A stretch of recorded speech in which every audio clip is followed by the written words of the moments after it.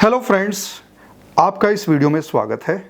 आज हम डिस्कस करेंगे राजा रघुवंशी की जो राशि चार्ट है वो, और जो सोनम रघुवंशी का जो राशि चार्ट है वो। इन दो लोगों की मई 2025 में मैरिज हुई थी, और जब ये हनीमून पे गए तो ये एलिगेशन सोनम के खिलाफ है कि उसने अपने हस्बैंड का मर्डर करवा दिया अपने पैरामोर, अपने इलिसिट लवर के साथ मिलकर एक कॉन्स्पिरेसी के तहत। अब आज जो हम डिस्कस करने वाले हैं वो मैरिज के कंसेप्ट को डिस्कस करने वाले हैं। आज हम मांगलिक दोष को डिस्कस करने वाले हैं। बेसिकली हस्बैंड और वाइफ में मांगलिक दोष क्यों इतना इंपॉर्टेंट है, और मांगलिक जो दोष है बेसिकली उसको हम कुछ दोष भी बोलते हैं। हालांकि शास्त्र जो हमारे क्लासिकल टेक्स्ट हैं वहाँ पर मांगलिक दोष जैसा कोई शब्द नहीं है, लेकिन मंगल की ऊर्जा को एनालाइज करते हुए, उसके प्रभाव को एनालाइज करते हुए, तो जो बाद में एस्ट्रोलॉजर्स आए उन्होंने इसकी एनर्जी को रिलेट करके नाम दिया मांगलिक दोष। जब भी मैरिज की बात होती है तो सबसे इंपॉर्टेंट होता है 7th हाउस कुंडली के अंदर।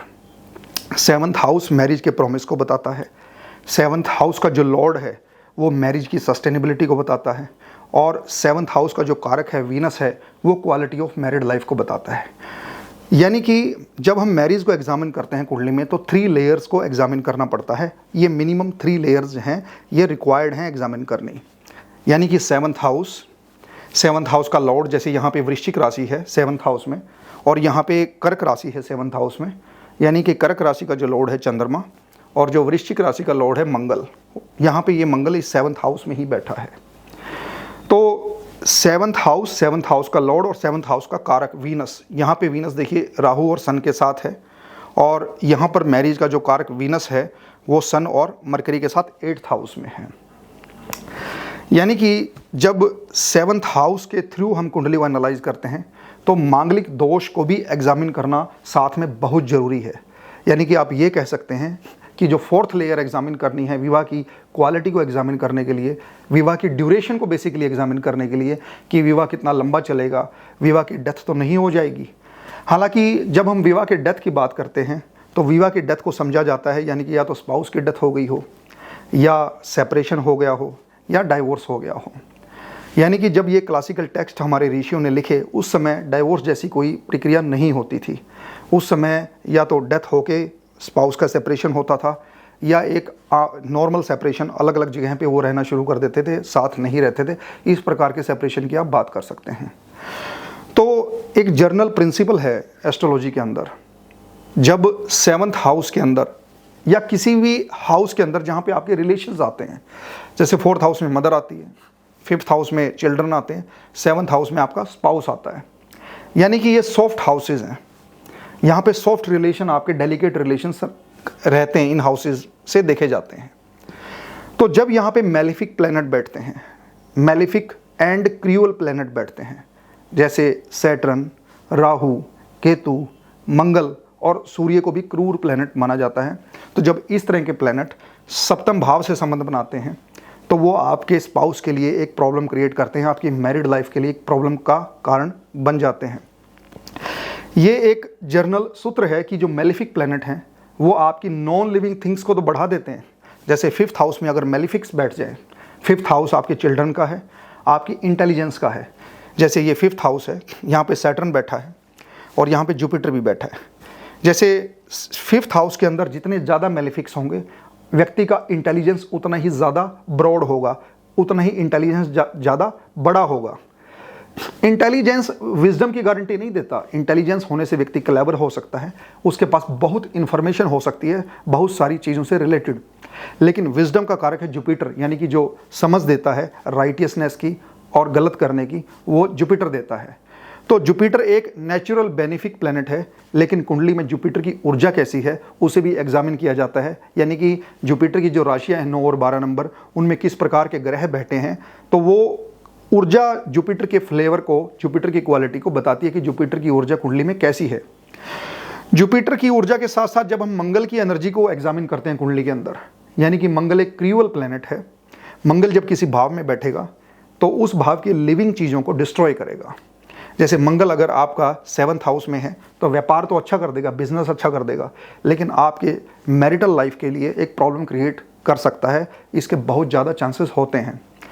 जब हम मांगलिक दोष की बात करते हैं तो मांगलिक दोष को एक मल्टीपल एंगल से देखा जाता है। जैसे मैं आपको बता दूं, जो हमारे क्लासिकल टेक्स्ट हैं, अगर मंगल लगन में है, अगर मंगल सेकंड हाउस में है किसी के राशि चार्ट में, अगर मंगल फोर्थ हाउस में है, अगर मंगल सेवन्थ हाउस में है, अगर मंगल एट्थ हाउस में है, या मंगल आपके 12th हाउस में है, तो कहा जाता है कि व्यक्ति मांगलिक है।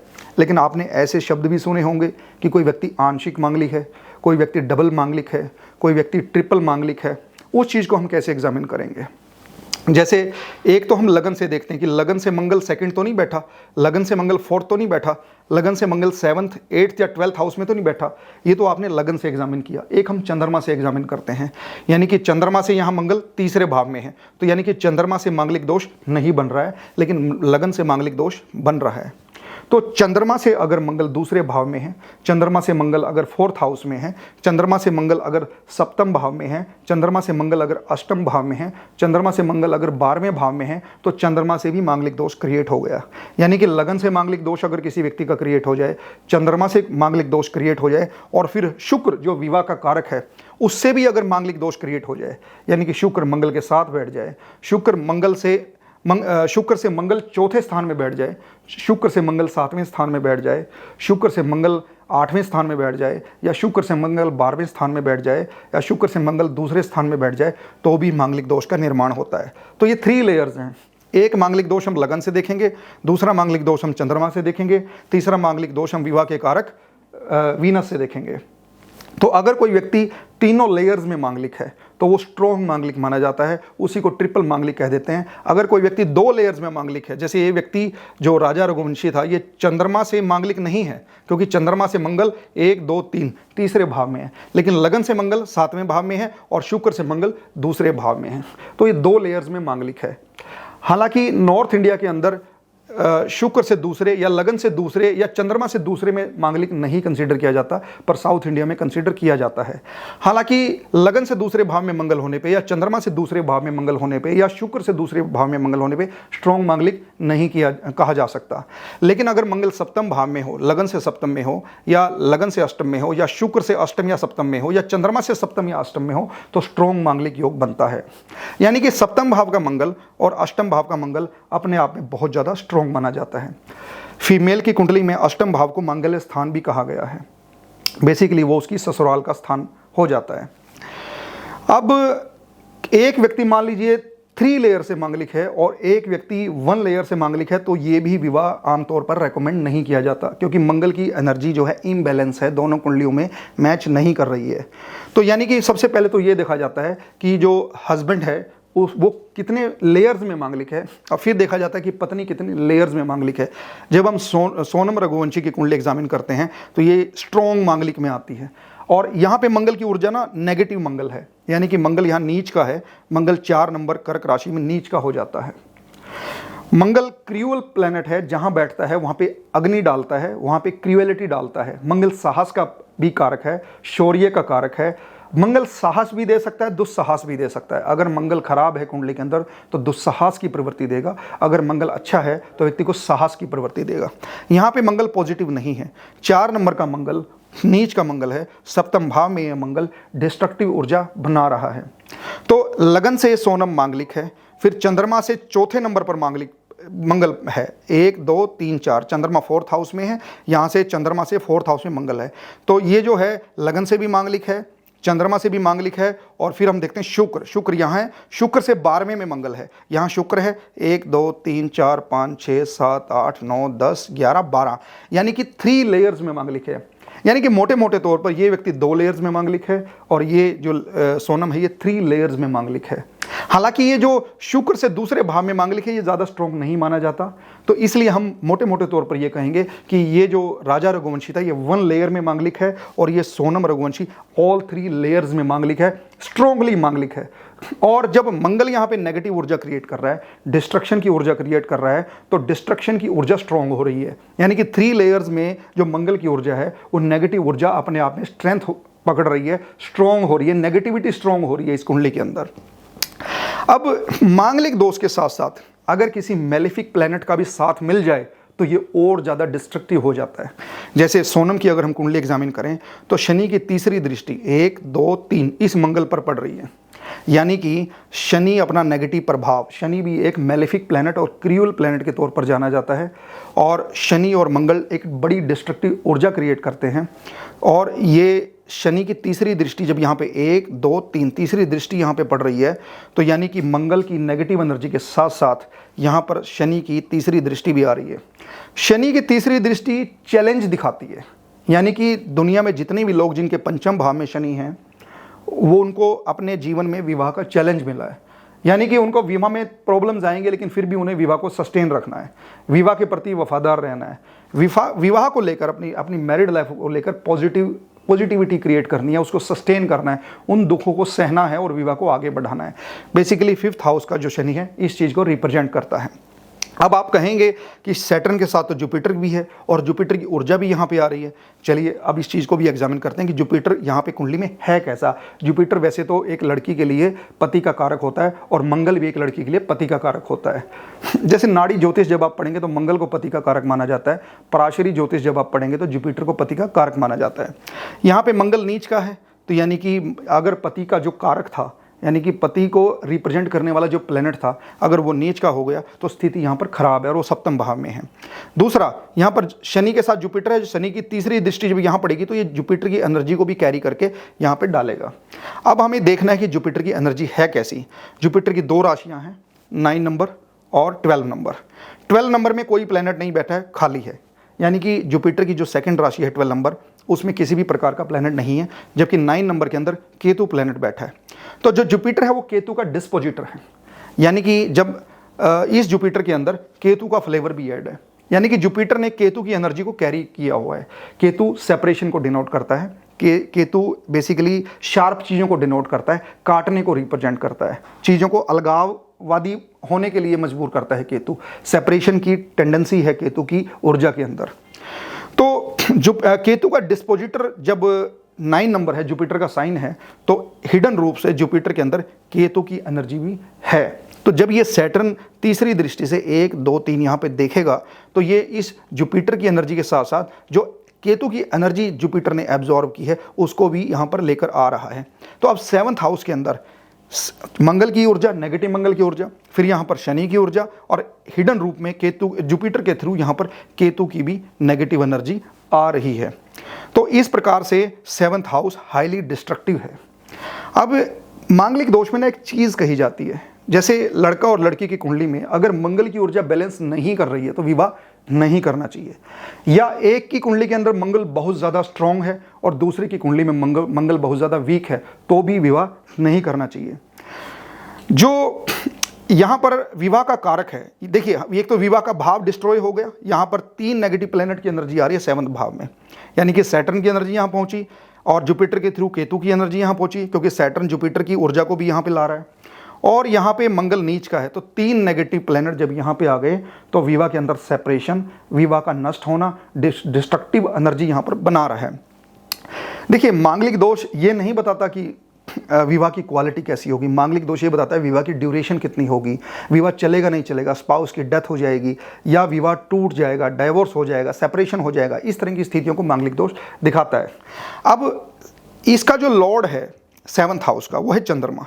चंद्रमा गया है 4th हाउस में, लेकिन किस राशि में है ये मंगल की राशि में है, यानी कि यहाँ पे चंद्रमा की स्थिति भी खराब हो गई है, क्योंकि चंद्रमा का जो डिस्पोजिटर है, चंद्रमा का डिस्पोजिटर है मंगल, क्योंकि चंद्रमा 1 नंबर राशि में बैठा है और डिस्पोजिटर की थ्योरी ये कहती है कि कोई प्लेनेट जिस साइन में बैठता है अगर उस साइन का लॉर्ड कमज़ोर हो जाए तो वो प्लेनेट भी अनकंफर्टेबल महसूस करता है।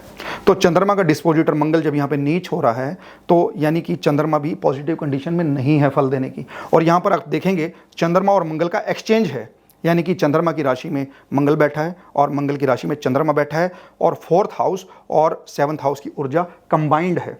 4th हाउस आपका मेंटल पीस है, आपका मन है, यानी कि चंद्रमा आपके इमोशंस हैं और मंगल जो है ऊर्जा है। अब एक चीज़ मैं आपको और बताता हूँ बड़ी इंपॉर्टेंट, कि मंगल की ऊर्जा इतनी हाई ऊर्जा है कि जब वो किसी अदर प्लेनेट की ऊर्जा से मिलती है तो थ्रस्ट पैदा करती है। जैसे इसरो और नासा रॉकेट छोड़ते हैं आसमान में और वो एनर्जी इतनी ज़्यादा निकलती है रॉकेट के अंदर से कि वो उसे थ्रस्ट देती है, यानी कि एक आसमान में, यूनिवर्स में एक लेयर को क्रॉस करने में हेल्प करती है। तो वैसे ही मंगल की जो ऊर्जा है वो इतनी हाई है कि जब भी वो किसी भी प्लेनेट के साथ बैठेगा मंगल या किसी भी प्लेनेट की ऊर्जा को इन्फ्लुएंस करेगा मंगल, तो वो उसको एक थ्रस्ट देता है। क्योंकि 7th हाउस में बैठा मंगल, चंद्रमा इमोशंस है, इमोशंस को थ्रस्ट देगा। अब एक चीज़ देखिए, 7th हाउस के मंगल की एक प्रॉब्लम है। 7th हाउस का मंगल यहाँ पे लगन को देख रहा है, यानी कि ये नेगेटिव ऊर्जा मंगल के व्यक्ति के दिमाग में भी पहुंच रही है। यानी कि व्यक्ति एडामेंट नेचर का हो सकता है, जिद्दी नेचर का हो सकता है। और मैं एक चीज़ बताता हूँ आपको, जो 4 नंबर है ना, ये काल पुरुष कुंडली का नेचुरल 4th हाउस है। यानी कि 4 नंबर में मंगल बैठ के जब नीच का हो रहा है, तो कहीं ना कहीं वो ये प्रॉमिस कर रहा है कि 4 नंबर आपके डोमेस्टिक इन्वायरमेंट का साइन होता है नेचुरल काल पुरुष कुंडली में। तो ये भी संभावना बनती है कि किसी भी व्यक्ति का जब मंगल नीच होता है तो उसके घर में हो सकता है झगड़े की सिचुएशन रहती हो, उसके न्यूइसेंस घर में रहती हो, डोमेस्टिक इन्वायरमेंट में बहुत सारे झगड़े उसके डोमेस्टिक इन्वायरमेंट में चलते हों, तो ये भी संभावना बनती है। तो यहाँ पे चंद्रमा और मंगल की ऊर्जा जब मिलेगी तो इमोशनल थ्रस्ट होगी इंसान के अंदर, इंसान इमोशंस में आके किसी भी नेगेटिव इवेंट को जन्म दे सकता है। अब मरकरी को भी एग्जामिन करने की जरूरत है। मरकरी बुद्धि है, और जुपिटर आपका विवेक है। अब जुपिटर के पास केतु की एनर्जी भी है और मरकरी 8th हाउस में चला गया। अब देखिए, इन चार्ट्स की मेरे पास एग्जैक्ट डेट ऑफ बर्थ नहीं है। ये दोनों चार्ट जो राशि चार्ट है मुझे एक न्यूज़ चैनल पे डिस्कस हुए थे, वहाँ से मिले थे। वहाँ पे बहुत ज़्यादा डिटेल में डिस्कशन नहीं था, लेकिन मुझे ये चार्ट मिल गए। मुझे अभी दशाएं भी नहीं पता, इनकी व्यक्ति की दशाएं कौन कौन सी चल रही हैं, क्योंकि दशाएं पता होती हैं तो कौन सा हाउस एक्टिवेट होता है वो पता चलता है। तो एक पॉजिटिव कंक्लूजन पे पहुंचा जा सकता था अगर दशाएं होती और डिग्रीज होती प्लेनेट की, इनका date of time, place of birth अगर मेरे पास प्रॉपर होता कि ये घटना घटी क्यों। लेकिन अभी हम ये घटना घटी क्यों वो एग्जामिन नहीं कर रहे हैं। ये विवाह चलना ही नहीं था। बेसिकली ये कुंडली का मिलान ही गलत हुआ था, क्योंकि आप मंगल की ऊर्जा जब इस कुंडली में देखेंगे तो मंगल यहाँ गुरु के साथ बैठा है और गुरु की 9 नंबर राशि और 12 नंबर राशि जो है वो दोनों खाली हैं। यानी कि जुपिटर किसी नेगेटिव प्लेनेट की ऊर्जा को कैरी नहीं किए हुए है। तो यहाँ पे पॉजिटिव जुपिटर है, लेकिन जुपिटर यहाँ 8th का लॉर्ड है। 8th का लॉर्ड सप्तम में जाना ये अच्छी बात नहीं होती। ये मैरिज में सस्पिशियसनेस दिखाता है, मैरिज में इन लॉज की इन्वॉल्वमेंट को दिखाता है, ये मैरिज के अंदर इन लॉज की वजह से कोई प्रॉब्लम को दिखाता है। ये वाला जो जब 8th लॉर्ड 9th के अंदर 7th के हाउस के अंदर जाता है तो एक नेगेटिव ऊर्जा, एक मिस्ट्री की ऊर्जा, सस्पिशियसनेस की ऊर्जा, सीक्रेसी की ऊर्जा जो है वो आपके विवाह में जा रही है। अब यहाँ पे मंगल 7th हाउस का लॉर्ड है, लेकिन मंगल यहाँ पे 12th हाउस का भी लॉर्ड है। तो 12th हाउस का लॉर्ड 7th में जाना ये भी अच्छी सिचुएशन नहीं है। और जब 7th का लॉर्ड पापी हो, मंगल हो, यानी कि दुनिया में जितने भी लोग हैं जिनका 7th लॉर्ड पापी ग्रह है, तो ऐसे लोगों को जो पार्टनर है, और पाप ग्रहों की दृष्टि भी हो 7th हाउस के अंदर, तो ऐसे लोगों को जो पार्टनर मिलता है वो केयरिंग नेचर का नहीं होता, वो हेल्प करने वाला नहीं होता, वो बहुत ज़्यादा केयर नहीं करता, केयरलेसनेस दिखाता है। तो ऐसा एक जनरली कहा जाता है। तो इस कुंडली के अंदर मंगल की जो ऊर्जा है वो पॉजिटिव ऊर्जा है। कहने का मतलब है, नो डाउट मंगल 12th का हाउस है, 12th का लॉर्ड है और जुपिटर 8th का लॉर्ड है, लेकिन मंगल यहाँ पे इतना नेगेटिव नहीं है जितना इस कुंडली के अंदर है। आप ये लगा लीजिए, ये बहुत ज़्यादा डिस्ट्रक्टिव नेचर का मंगल है, हालांकि ये मंगल इतना डिस्ट्रक्टिव नेचर का नहीं है। मंगल के पास ना कंस्ट्रक्शन की ऊर्जा भी है, डिस्ट्रक्शन की ऊर्जा भी है, दोनों ऊर्जाएं हैं। तो ये इम्बैलेंस मंगल है दोनों कुंडलीज के अंदर, तो ये विवाह रिकमेंड नहीं किया जाना चाहिए था। अब इसके अलावा जो विवाह का कारक है वीनस है। अब यहाँ पे वीनस 8th हाउस में बैठा है, तो वीनस जब 8th हाउस में बैठता है तो कुछ ऐसे रिलेशन, सिक्रेटिव रिलेशंस भी लाइफ में देता है। और यहाँ पे वीनस 6th हाउस में है। 6th हाउस में अगर वीनस होता है तो ये कहा जाता है कि पिछले जन्म का स्पाउस का ऋण है, पत्नी का ऋण है या किसी फीमेल का ऋण है व्यक्ति के पास। तो 6th हाउस में वैसे भी अगर काल पुरुष कुंडली की हम बात करें तो 6th हाउस में वीनस नीच का हो जाता है। वीनस 6th हाउस में अच्छे फल नहीं देता। और वीनस की अगर सूर्य से बहुत ज़्यादा क्लोजनेस हो, या वीनस देखिए यहाँ राहु भी बैठा है, यानी कि 6th इस हाउस के इन्वायरमेंट को डिस्ट्रॉय कर रहा है राहु, एक नेगेटिव एनर्जी यहाँ पे क्रिएट कर रहा है। तो दोनों कुंडली में जो विवाह का कारक वीनस है वो भी कहीं ना कहीं एफ्लिक्टेड पोजीशन में है, नेगेटिव पोजीशन में है। तो ये टोटली विवाह के लिए एक डिस्ट्रक्टिव ऊर्जा दोनों चार्ट के अंदर क्रिएट हो रही है। मैं आपको एक चीज़ और बताता हूँ। देखिए 5th हाउस में जब सैटर्न बैठता है ना, 5th हाउस आपके लव लाइफ का है, 5th हाउस आपके जितने भी रिलेशंस हैं, आपकी बुद्धि है, इंटेलिजेंस है, चिल्ड्रन है, उनका है। तो 5th हाउस में जब सैटर्न बैठता है तो चिल्ड्रन से रिलेटेड जिम्मेदारियां आपको देता है या चैलेंजेज आपको देता है।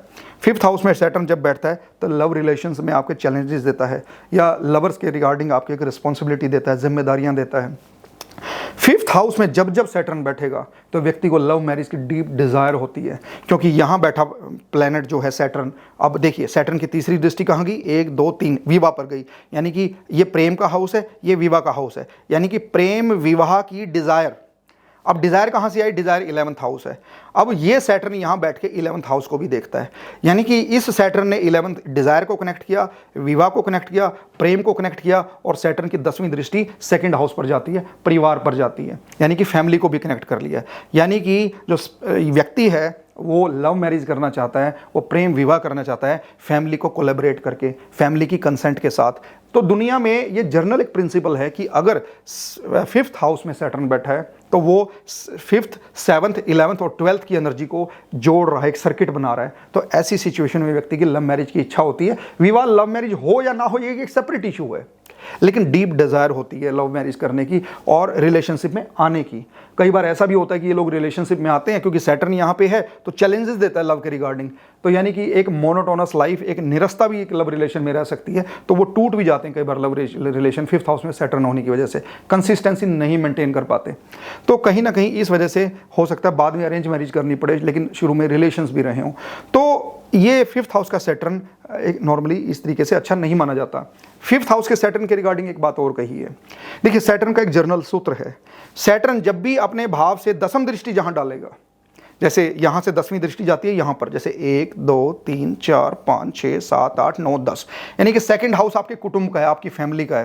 तो जब सैटर्न की 10वीं दृष्टि जहाँ पे जाती है, व्यक्ति वहाँ के जो लिविंग रिलेशंस है वहाँ के उनके लिए रूखा होता है, हार्ड होता है, हार्श होता है। और ये कहा जाता है कि जो उस 10th दृष्टि जहाँ पे शनि की जाएगी, वहाँ जो रिलेशंस हैं वो उस व्यक्ति की वजह से कोई ना कोई पीड़ा फेस करते हैं।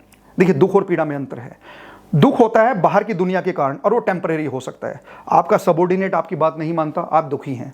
आपके भाई बहन आपकी बात नहीं मानते, दुखी हैं। किसी ने आपके साथ गलत व्यवहार कर दिया, आप दुखी हैं। लेकिन पीड़ा ऐसी नहीं, पीड़ा एक इंटरनल होती है, पीड़ा डीप दर्द होता है। यानी कि पंचम भाव में दुनिया में जितने भी लोग सैटर्न लेके बैठे हैं, उसकी वजह से वो कोई ना कोई फैमिली को, यानी कि 10th दृष्टि जब फैमिली पे जा रही है तो यानी कि ऐसी कोई कार्मिक पेन देते हैं, यानी कि उनकी वजह से फैमिली को कोई ना कोई पीड़ा मिलती है। तो ये सिचुएशन बनेगी। तो यहाँ पर देखिए शनि बैठा है 10th हाउस में। अब शनि की 10th दृष्टि कहाँ जाएगी, 7th हाउस पे जाएगी। अब राजा रघुवंशी की कुंडली के अंदर देखिए आप कि शनि 10th हाउस में बैठा है और इसकी 10वीं दृष्टि 7th हाउस पे आएगी, विवाह के भाव पे आएगी। यानी कि 1 2 3 4 5 6 7 8 9 और 10, यानी कि मंगल की ऊर्जा तो यहाँ पहले से थी, यहाँ पे शनि की दृष्टि भी आ रही है।